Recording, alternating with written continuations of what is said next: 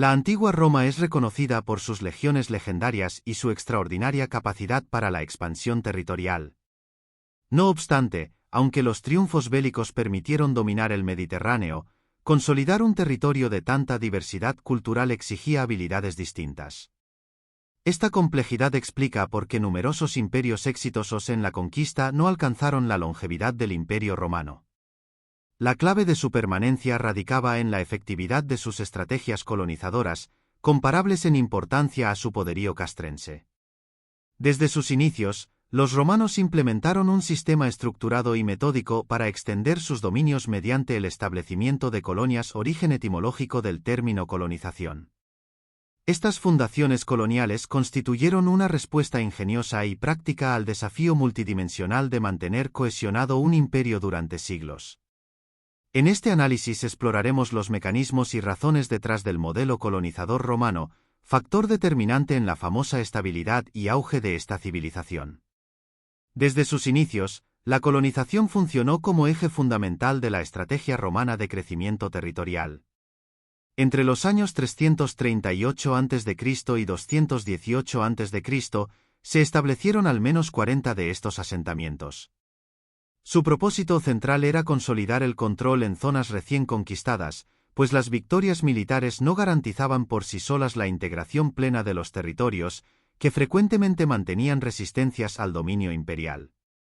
La solución romana combinaba pragmatismo social y control geopolítico, al distribuir parcelas en tierras conquistadas entre ciudadanos de escasos recursos, se abordaban simultáneamente la presión demográfica en la metrópoli y la romanización activa de las periferias.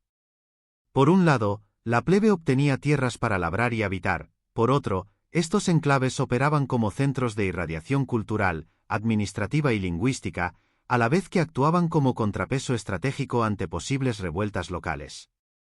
Este modelo dual generó el primer eslabón de una cadena de ventajas. Cada colonia no solo pacificaba regiones, sino que gradualmente multiplicaba el número de habitantes alineados con los valores romanos.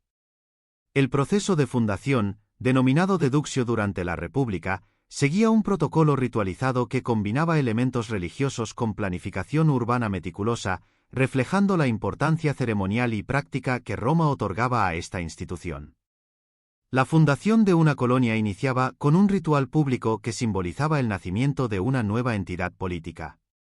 Para dirigir este proceso, se conformaba una comisión tripartita. Durante la República, el Senado designaba a sus integrantes mediante la Asamblea Tribal, mientras que en el período imperial esta facultad recaía directamente en el emperador.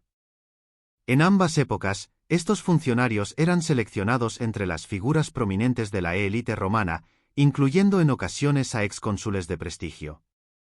Al asumir sus funciones, los comisionados recibían un mandato de 3 años respaldado por recursos estatales, personal auxiliar, fondos, equipos logísticos e incluso imperium, que era la autoridad legal. Su labor principal consistía en demarcar el perímetro de la colonia y distribuir lotes entre los colonos. Para ello, empleaban técnicas de agrimensura avanzadas, utilizando una groma, un instrumento topográfico con brazos cruciformes, alineaban ejes cardinales partiendo de un mojón central de piedra. El procedimiento era minucioso, la herramienta se fijaba sobre el marcador pétreo, asegurando que el cruce de sus brazos coincidiera con el centro simbólico del territorio. Desde este punto axial, se extendían cuerdas y estacas para trazar una cuadrícula precisa, estableciendo así las bases físicas y simbólicas del futuro asentamiento. Este método combinaba precisión técnica con un simbolismo casi sagrado, reflejando la dualidad práctica y ceremonial de la planificación romana. La precisión en el trazado dependía de un sistema de plomadas. Desde cada extremo de la cruz de la groma se suspendían cuerdas con pesos, que funcionaban como guías visuales para verificar la verticalidad absoluta del instrumento. El agrimensor ajustaba minuciosamente la posición de la herramienta hasta que 2 cuerdas alineadas desde su perspectiva coincidieran perfectamente con los postes de referencia situados a distancia. Si detectaba desviaciones, corregía la orientación moviendo la base hacia izquierda o derecha, repitiendo el proceso hasta lograr simetría total. Una vez fijada la alineación correcta, la groma se desplazaba al siguiente punto estratégico, replicando el método para extender una red de ejes ortogonales. Esta técnica permitía diseñar áreas urbanas con calles rectilíneas, demarcar edificios públicos centrales y organizar las parcelas agrícolas en una cuadrícula similar a un tablero de ajedrez, marcando sus límites con mojones pétreos. La distribución de tierras se basaba en el iugerum, es decir, unidad romana equivalente a aproximadamente a 0.25 hectáreas, mitad de un acre moderno, definida pragmáticamente como la superficie que una yunta de bueyes podía arar en una jornada. Esta estandarización no solo facilitaba la equitativa repartición entre colonos, sino que también institucionalizaba un sistema métrico unificado para la administración imperial. Junto a los límites de cada lote, se reservaban corredores para vías de circulación.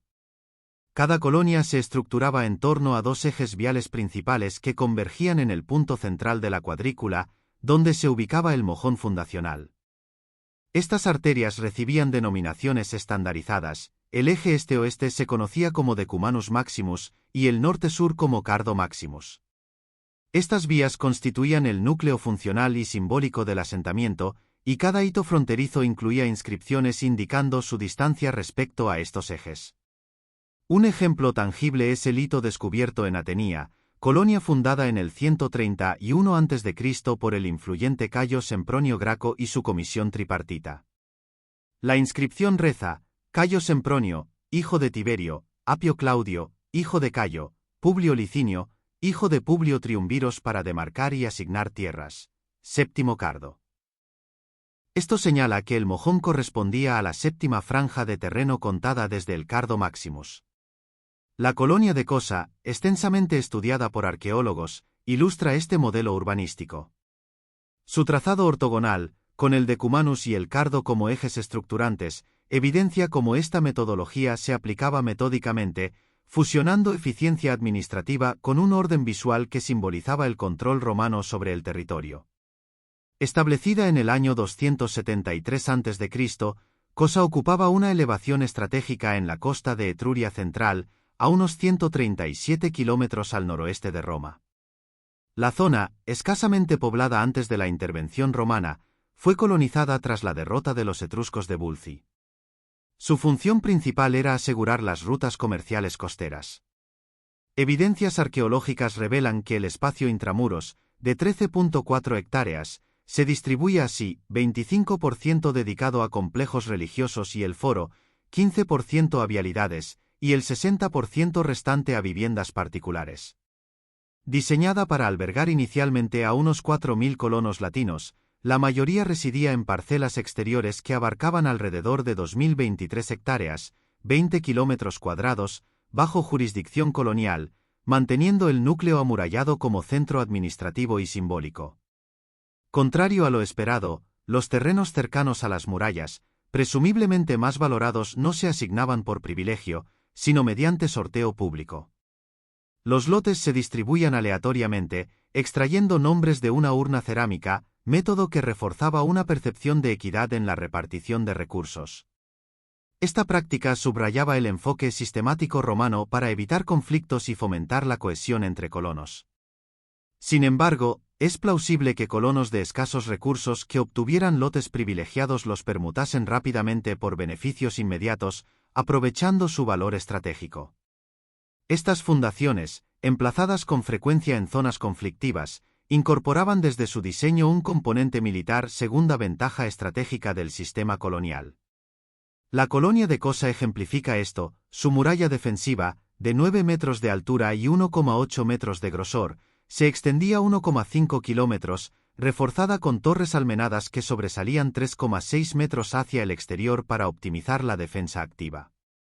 El acceso se restringía a 3 puertas monumentales equipadas con sistemas de doble portal, interior y exterior, lo que convertía cada enclave en un baluarte inexpugnable.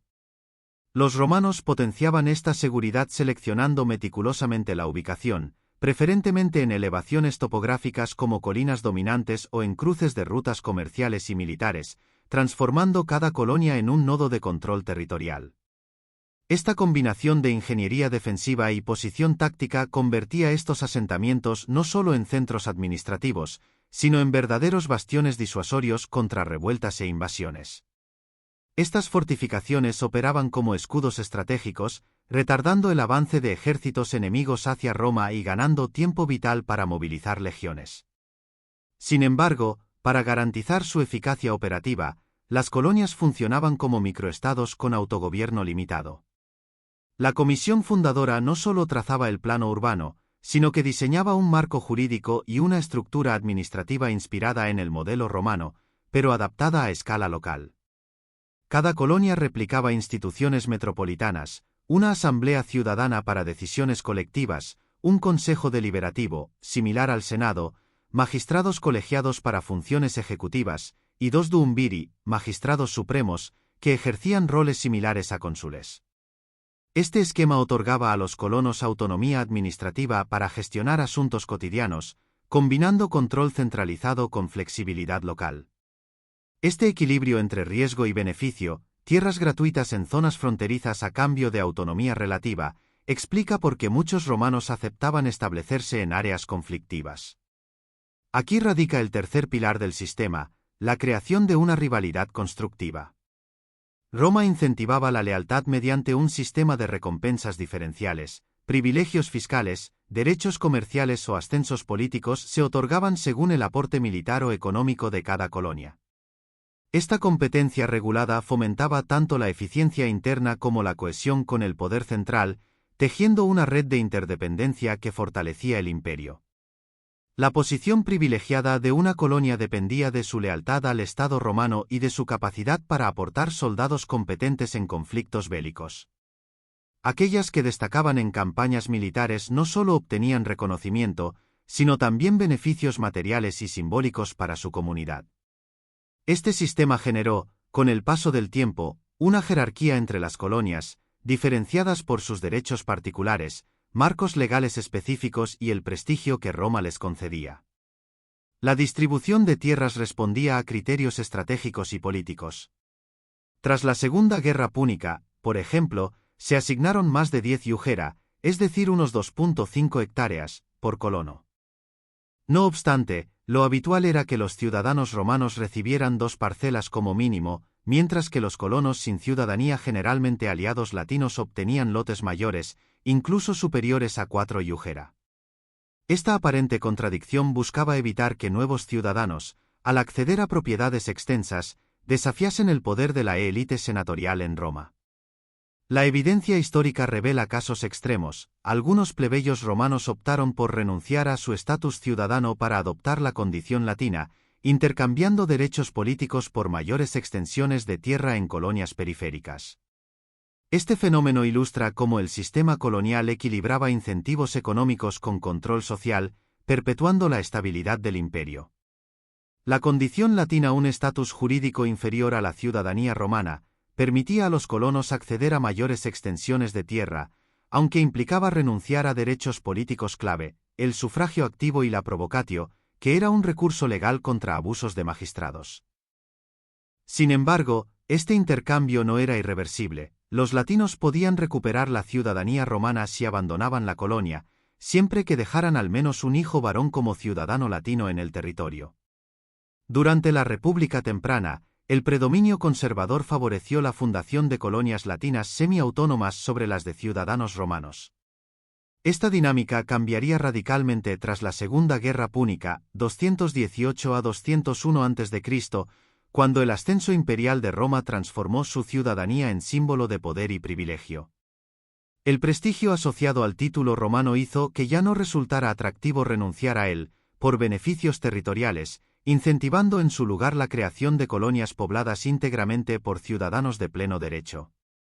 Este giro estratégico reflejaba una Roma en expansión, donde la lealtad de las colonias se aseguraba no solo con tierras, sino integrando a sus habitantes en la estructura cívica metropolitana. Las nuevas fundaciones, al mantener vínculos jurídicos directos con la urbe, reforzaban la cohesión del imperio mientras proyectaban su identidad cultural y política en territorios cada vez más distantes. Figuras prominentes como los Gracos, Cayo Mario, Sila y posteriormente Julio César instrumentalizaron la fundación de colonias como mecanismo para consolidar bases de apoyo popular. Esta práctica generó resistencia entre la élite senatorial republicana, que percibía la redistribución masiva de tierras a plebeyos como un desafío directo a su hegemonía socioeconómica. La creciente politización del proceso colonizador exacerbó las tensiones internas, catalizando episodios de violencia civil mientras emergían líderes populistas que aprovechaban el malestar social. Con César, el modelo colonial evolucionó de estrategia geopolítica a vehículo de propaganda personal. Estableció aproximadamente 80.000 colonos en asentamientos denominados Colonia Iulia, en honor a su gens, vinculando su imagen al progreso material de las comunidades. Este enfoque inauguró el cuarto beneficio estratégico, la colonización como instrumento de legitimación dinástica. Durante el imperio, los emperadores perpetuaron esta tradición rebautizando colonias con sus nombres, transformando cada fundación en un monumento viviente a su autoridad. Aunque el sistema conservó su función integradora, ahora servía simultáneamente como herramienta de culto imperial, proyectando el poder del princeps hasta los confines más remotos del territorio. Esta estrategia vinculaba simbólicamente la lealtad de los colonos hacia el emperador, a la vez que cimentaba su legado en la memoria colectiva de las futuras generaciones. A diferencia de los senadores republicanos, cautelosos en la distribución de tierras, los emperadores adoptaron un enfoque expansivo. Otorgaron hasta 200 iugera, unas 50 hectáreas, a ciudadanos de bajos recursos que se integraban a las colonias, combinando asistencia social con consolidación política. Tras la asignación, los detalles de cada lote se registraban en tablillas de bronce o piedra, archivadas en el tabularium, el repositorio oficial en Roma, para resolver disputas posteriores. Fragmentos de estos registros, como los hallados en la colonia de Arausio, actual Orange, Francia, evidencian la meticulosidad burocrática romana. Estos documentos no solo legitimaban la propiedad, sino que reforzaban la autoridad central como garante del orden jurídico, integrando periferias distantes al sistema administrativo imperial. El sistema administrativo imperial documentaba cada asignación con precisión, además de las dimensiones de los lotes. Las actas incluían referencias a elementos naturales adyacentes, cauces fluviales, elevaciones montañosas o áreas boscosas, para evitar ambigüedades. Sin embargo, estos esfuerzos no siempre prevenían conflictos. Colonos ambiciosos frecuentemente invadían terrenos colindantes o desplazaban mojones para expandir sus propiedades ilegalmente. En casos extremos, como el ocurrido en Campania, 173 a.C., la intervención directa de un cónsul fue necesaria. Su investigación, prolongada por 8 años, culminó con una resolución senatorial que restableció los límites originales. A pesar de estos desafíos, las colonias demostraron ser un pilar multifuncional para Roma. Combinaban integración social, al ofrecer tierras a desfavorecidos, asimilación cultural de poblaciones locales, estabilidad militar en provincias y difusión ideológica del poder central. Este modelo polivalente explica su evolución desde enclaves iniciales en la península itálica hasta su proliferación como células replicadas de romanitas desde Hispania hasta Oriente Próximo, cementando un legado urbano y jurídico que perviviría siglos después de la caída del imperio. Desde los áridos paisajes del Sahara septentrional hasta las brumosas tierras altas de Britania, pasando por las vastas extensiones ibéricas y las milenarias urbes del Oriente Próximo, las colonias romanas emergieron como pilares de la identidad imperial. Estos enclaves no solo irradiaron los valores jurídicos, arquitectónicos y lingüísticos de Roma, sino que actuaron como fuerza cohesionadora del vasto imperio, entrelazando provincias dispares bajo un marco civilizatorio compartido. Muchas de estas fundaciones evolucionaron con los siglos, transformándose en núcleos urbanos que hoy albergan capitales europeas y mediterráneas.